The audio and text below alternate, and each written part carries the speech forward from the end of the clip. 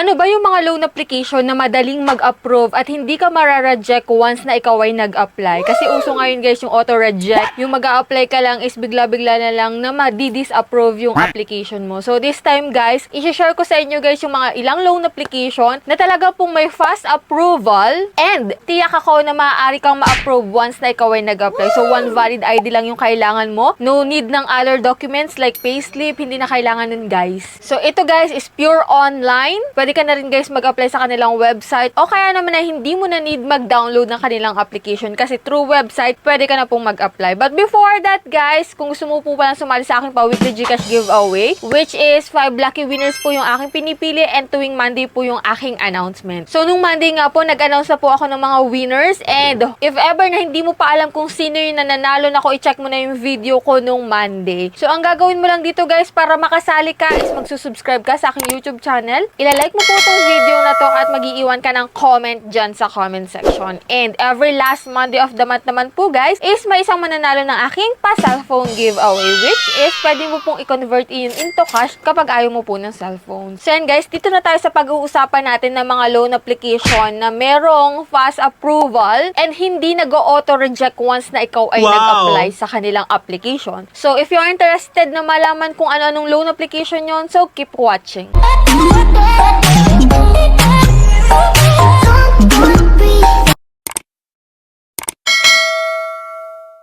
So disclaimer no, hindi po tayo agent or promoter ng mga loan application na babanggitin natin dito. So dito guys, nag-share lamang po ako ng mga loan application na nauutangan ko rin and still nasa sa inyo pa rin po yung desisyon kung go kayo dito or hindi. So may mga ilang reviews naman po ako dyan na makikita nyo sa aking channel. Make sure lang po na manood muna kayo ng reviews bago kayo mag-apply sa isang loan application para at least may konti na kayong idea doon sa a-applyan nyo. So dito guys, una ko nang babanggitin sa inyo guys yung isang loan application na talagang subok ko na. No hassle sa pag-apply kasi one valid ID lang po and direct sa Gcash mo na if ever na mag-a-apply ka dito. So, ang unang-una ko pong babanggitin is si OLP or Online Loan Pilipinas. So, marami na rin pong nakapag-apply dito and marami ka na rin pong maririnig na goods and bad side ng loan application na to. But still, for me, okay siya kasi talaga naman pong agad-agad po siyang nagpapaloan. Dito guys, kay OLP, 0% interest po siya sa unang loan mo at meron po siyang maximum loan offer na 10,000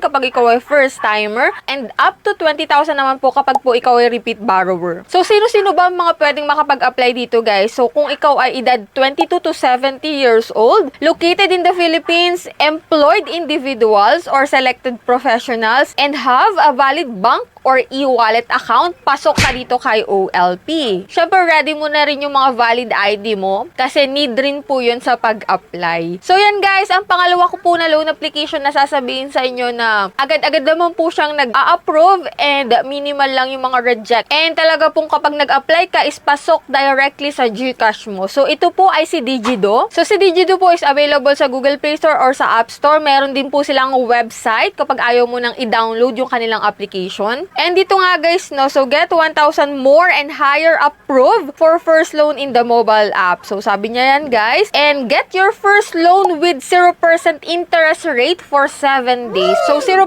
interest po siya sa loob ng 7 days. So dito guys nga pala kay Digido is medyo mataas po yung interest kapag ikaw ay mag-a-apply para at least alam mo na, no. And after 7 days, araw-araw na po yan tataas. Kaya if ever man na ikaw ay may loan dito or nagbabala kang umutang dito kay Digido, bayaran mo na po siya agad if ever na ikaw ay may pera. Huwag mo na po siyang paabutin sa due date mo. Ayan, si Digido po is nag-o-offer ng maximum loan amount na 10,000 pesos kapag first timer ka and up to 25,000 pesos po kapag po ikaw ay repeat borrower sa kanila. Yan, who is eligible to apply? So, kung ikaw ay may edad na 21 to 70 years old, Filipino residents, employed individual, and selected professionals, and syempre may one valid ID, pasok ka dito kay Digido. Pero syempre sa mga ganitong loan application guys, huwag ka muna mag-expect na 10,000 agad yung i-offer sa'yo. So, kalimitan po is 1,000 to 4,000 po yung ino-offer niya sa mga first timer na maglo-loan sa kanya. And syempre, take note sa interest guys ha, kasi medyo malaki po yung interest sa mga loan application na to. Yan, dito na tayo guys sa pangatlong loan application na talaga namang maaari ka talagang ma-approve kapag nag-apply ka dito is si Mabilis Cash. Yes po, para sa akin is mabilis talagang mag-approve itong si Mabilis Cash. Yun nga lang guys, in-offer niya sa akin sa first loan amount ko is 300 pesos lamang. And then,